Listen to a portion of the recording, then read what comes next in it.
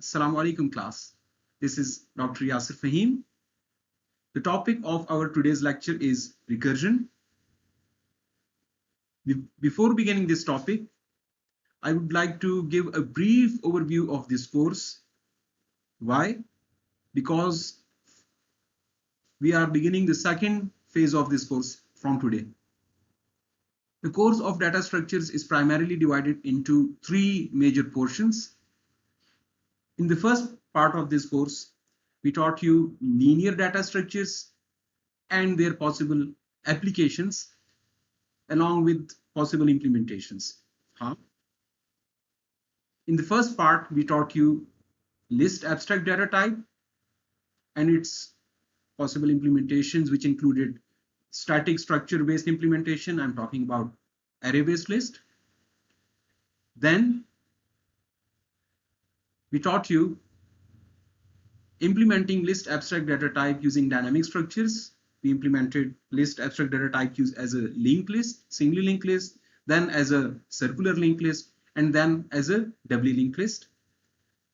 Why we taught four possible implementations of array-based list, because each has its own advantages and disadvantages, and each particular implementation of a list of the list abstract data type can be used in different scenarios. So it depends upon the nature of the data that you are going to store and the nature of your application.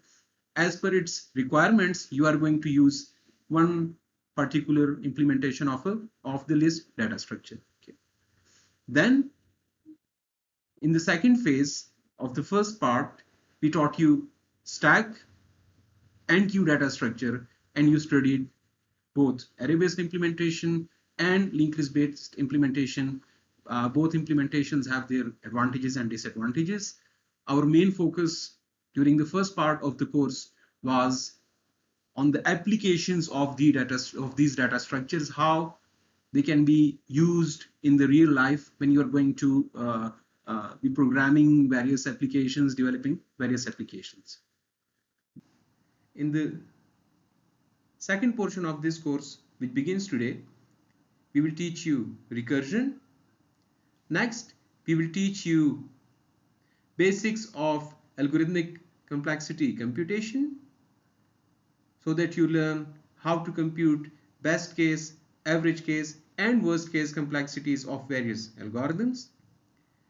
Then we will teach searching algorithms. Finally, in the last portion of this course, our focus will be on various sorting algorithms. Now, a question may arise in your mind: why are you being taught 5 to 6 sorting algorithms when they all do the same thing? What? They sort data. Well, the purpose to discuss various sorting algorithms is to teach you that multiple solutions may exist to solve the same problem, and not all those solutions are equally efficient. While discussing those 5 to 6 sorting algorithms, we will not only understand how those algorithms work, but at the same time, our main focus will be to compute the best case, average case, and worst case time complexities of those algorithms, and we will also briefly discuss the space complexity requirements of those algorithms. And you will see that those algorithms, even though they do the same thing, they sort the data, but their best case, average case, and worst case performance is quite different. So one of the purposes to discuss these algorithms in detail is so that you can practice the knowledge, the basic knowledge of algorithmic complexity computation that you will learn in this part of the course, and you can apply that knowledge later on to analyze other algorithms as well. This will enable you to make better decisions in future when you want to make your own applications.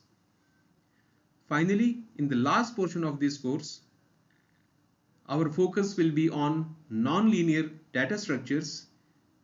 You will be taught trees, binary trees, their special type binary search trees, and then a special type of binary search tree. I'm talking about balanced binary search trees, AVL trees.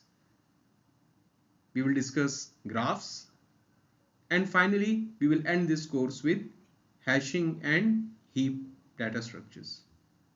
Now you have good idea of the overall organization of this course and what we are going to study in the rest of this semester.